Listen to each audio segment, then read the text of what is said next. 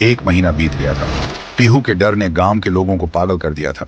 कोई स्कूल नहीं जा रहा था। बच्चे खिड़कियों से पीछे छुप के बाहर झांकते थे, लेकिन पीहू अभी भी उसी स्कूल के सामने बैठी मिलती थी। जुबान पे एक ही लफ्ज, मुझे भूख लगी है। फिर एक दिन गांव में एक बड़ा तांत्रिक आया। सुना था 1000 भूत प्रेत भगाए हैं उन्होंने। तांत्रिक गांव में कदम रखते ही एक आदमी से पूछा, ये गांव इतना शांत क्यों है? आदमी बोला, हमारे गांव में एक छाया घूम रही है जो मुझे भूख लगी है बोल के इंसान को निकल रही है। तांत्रिक ने आंख बंद की और जो देखा वो चौंक गया। फिर उन्होंने गांव वालों को बुलाया और बोला, वो बच्ची की आत्मा किसी वस्तु में बंद है, हमें उसका असली घर ढूंढना होगा, वहीं कुछ मिल सकता है। फिर एक रात गांव के 2 जवान साहसी लड़के पीहू का पीछा करते हैं और देखते हैं पीहू एक पुरानी झोपड़ी के अंदर जाती है। दोनों चुपके से झांकते हैं। पीहू एक पुरानी गुड़िया के सामने और उससे बात कर रही होती है जैसे वो जिंदा हो। दोनों देखकर चौंक जाते हैं। फिर अगली सुबह वही 2 लड़के झोपड़ी में जाकर वो डॉल उठाते हैं और ले जाते हैं तांत्रिक के पास। तांत्रिक डॉल को देखकर चिल्लाता है, यही है, इसी में बंद है वो बच्ची की आत्मा, इसे आग में जलाना होगा तभी सब खत्म होगा। फिर रात में तांत्रिक गुड़िया को आग में डाल के हवन करता है, जोर जोर से मंत्र जप करता है। तभी एक भयानक चीख गूंजती है, मैं भूखी हूँ, और अचानक वो डॉल हवा में उड़ जाती है और सबके सामने उस डॉल से निकलती है पीहू।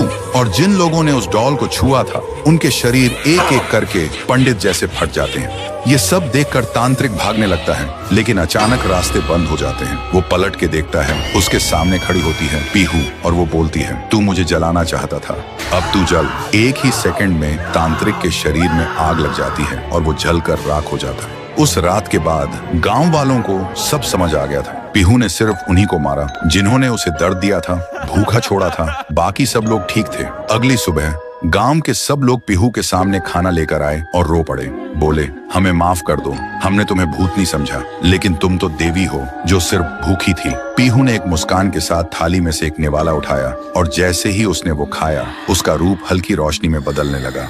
फिर वो हवा में मिल गई। उस दिन के बाद पीहू कभी नहीं दिखी। तब से वो गांव वापस वैसे ही हो गया, शांत, प्यारा और खुशी से भरा। तो दोस्तों, अगर कभी कोई भूखा बच्चा दिखे तो उसे भिखारी समझ के नजरअंदाज मत करना।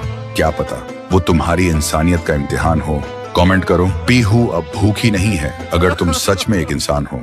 भैया भैया भैया। बहन की चीख सुनते ही साहुर बिना कुछ सोचे सूखे पेड़ के अंदर से निकलता है और सीधा उस आवाज की तरफ चल पड़ता है। उधर शांतिपुर गांव में रात के अंधेरे में लोगों में अफरा तफरी मच गया था। गुड़िया अब एक विशाल रूप ले चुकी थी, पूरे गांव में तांडव मचा रही थी, लोगों को पैर से कुचल रही थी। हर तरफ सिर्फ लोगों की चीख गूंज रही थी। पीहू अभी भी जमीन पे पड़ी होती है, उसकी रूह धीरे धीरे मिट जा रही होती है। तभी तुंग तुंग तुंग साहुर आता है और अपनी बहन को जमीन पर पड़ा देखकर उसकी आंखों से एक बार फिर आंसू टपकने लगते हैं।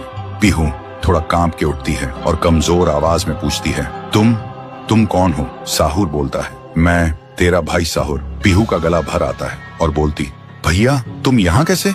साहुर कहता है, मेरी बहन ने पुकारा, मैं कैसे ना आता। फिर साहुर अपनी जादुई छड़ी घुमाता है और आसमान से एक तेज रोशनी पीहू पर आ गिरती है। उसी पल पीहू की सारी शक्ति फिर से लौट आती है। तभी गुड़िया तेजी से वही गाना गाने लगती है। उसकी आवाज से पूरा गांव कांप उठता है। साहुर बोलते हैं, इसे तो एक बार मैं खत्म कर चुका था, फिर ये यहाँ कैसे? फिर साहुर गांव के लोगों को एक खाली मैदान में इकट्ठा करता है और एक कवच के अंदर सबको सुरक्षित कर देता है और एक बार फिर से आसमान चमकने लगता है। साहुर गुड़िया को मौत के घाट उतारने लगता है। एक ही पल में गुड़िया टुकड़ों में बिखर जाती है, लेकिन उसी वक्त उसके टुकड़े खुद ब खुद जुड़ने लगते हैं और गुड़िया हंसने लगती है। पीहू बोलती है, भैया इसे हम ऐसे नहीं खत्म कर सकते, इसे आग से जला के खत्म करना होगा। तभी साहुर अपने जादू से गुड़िया को कस के पकड़ता है और पीहू अपनी आंखों से आग निकालती है और गुड़िया को जला देती है। गुड़िया चीखती है और छोटी होने लगती है। कुछ ही देर बाद गुड़िया जलकर राख हो जाती है और हवा में पूरी तरह से गायब हो जाती है। फिर गांव से काली छाया हट जाती है और सूरज निकलता है। पूरा गांव एक आवाज में गूंज उठता है, जय हो पीहू देवी की, जय हो तुंग तुंग तुंग साहुर की। साहुर मुस्कुराता है और कहता है, मुझे वापस जाना होगा। पीहू भी आंखों में आंसू लेकर गांव वालों को अलविदा कहती है और एक रोशनी के साथ दोनों हवा में गायब हो जाते हैं। अब गांव वालों की आंखों में सिर्फ एक ही चीज थी, पीहू और साहुर की याद और खुशी के आंसू। तब से शांतिपुर में एक बार फिर से शांति लौट आई थी। तो दोस्तों, क्या तुम सब पीहू और तुंग तुंग तुंग साहुर को आगे भी एक सुपर हीरो के रूप में देखना चाहते हो? अगर चाहते हो तो इस वीडियो को 3 लाख लाइक्स कराओ और कमेंट में लिखो आगे भी चाहिए। कहानी की शुरुआत होती है एक स्कूल से जो गांव के बीच में बना था, जहां बच्चे आराम से क्लास अटेंड करते और छुट्टी होते ही घर चले जाते। लेकिन रात के 12 बजे उसी स्कूल के अंदर से एक आवाज सुनाई देती थी। ना चौकीदार होता, ना टीचर, ना कोई स्टूडेंट, फिर भी वो घंटी हर रात एक ही वक्त पे बजती थी। उसी स्कूल में एक पुरानी लाइब्रेरी थी जो बहुत साल से बंद थी। लोग कहते थे वहां कुछ है, कोई भूत या साया। इसी गांव में एक लड़का रहता था, साहिल, जिसका बचपन से सपना था पुलिस ऑफिसर बनने का, और वो भी उसी स्कूल में पढ़ता था। एक दिन क्लास में अटेंडेंस लग रही थी, सबका नाम बोला गया, लेकिन एक नाम रोल नंबर 13 का जिक्र ही नहीं हुआ। साहिल ने तुरंत पूछा, मैडम, आपने सबका रोल नंबर बुलाया, 13 का क्यों नहीं? ये सुनते ही टीचर का चेहरा एकदम शांत हो गया। फिर सिर्फ एक ही सेकंड में टीचर गुस्से में बोली, पढ़ाई करने आते हो या फालतू के सवाल करने? साहिल चुप हो जाता और बैठ जाता है। थोड़ी देर बाद स्कूल की छुट्टी हो जाती है, सब घर चले जाते, लेकिन साहिल के दिमाग में अब भी वही सवाल चल रहा था, रोल नंबर 13 का क्या राज है? टीचर उस नाम पे भड़की क्यों? उसी रात साहिल चुपके से स्कूल आता है और सीधा उसी पुरानी बंद लाइब्रेरी में जाता है। लाइब्रेरी के अंदर सब कुछ पुराना, धूल, जाले और एक अजीब सा सन्नाटा। लेकिन साहिल छानबीन करता रहा। कुछ देर तक छानबीन करने के बाद भी उसे कुछ नहीं मिलता। तभी उसके कानों में एक आवाज आई। वो पलटा और देखा ब्लैक बोर्ड अपने आप कुछ लिख रहा था, अर्जुन मिस्ड रोल नंबर 13। साहिल एकदम चौंक गया और बोला, ये अर्जुन कौन है? 13 नंबर का मतलब क्या है? और उसके बाद से साहिल भी गायब हो गया। अगली सुबह पूरा गांव हिल गया था, साहिल कहीं नहीं मिला। उसके मम्मी पापा गेट के बाहर बैठकर रोते रोते बस साहिल की राह देख रहे थे।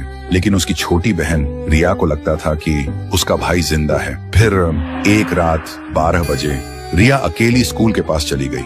जैसे ही वो वहां पहुंची, वही घंटी फिर से बजने लगी। रिया बिना डरे थरथराते कदमों से सीधा बंद लाइब्रेरी में घुस गई और वहां जो देखा उसके होश उड़ गए। लाइब्रेरी के कोने में साहिल की चप्पल पड़ी थी।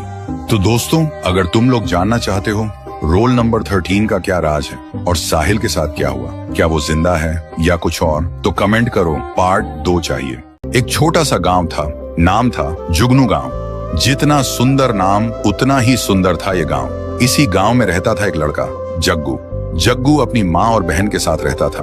वो दोनों से बहुत प्यार करता था, लेकिन वो लोग इस गांव के सबसे ज्यादा गरीब थे। जग्गू का सपना था कि उसके पास ढेर सारा पैसा हो, एक बड़ा सा घर हो, महंगी महंगी गाड़ियां हो। एक दिन जग्गू खेत में काम कर रहा था।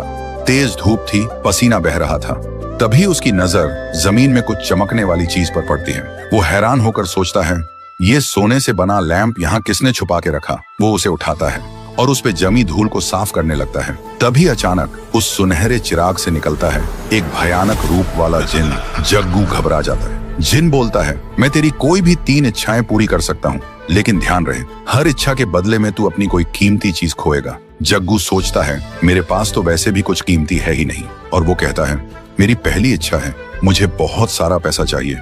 जिन कहता है, ठीक है, और एक छुटकी बजाता है। थोड़ी देर बाद जग्गू जब घर लौटता है तो देखता है उसका कमरा खजाने से भरा है, सोना, हीरे, पैसा। जग्गू की आंखों में चमक आ जाती है। लेकिन अगले ही दिन सीढ़ियों से उतरते वक्त उसकी माँ का पैर फिसल जाता है और उनकी आंखों से दिखना बंद हो जाता है। जग्गू कुछ समझ नहीं पाता।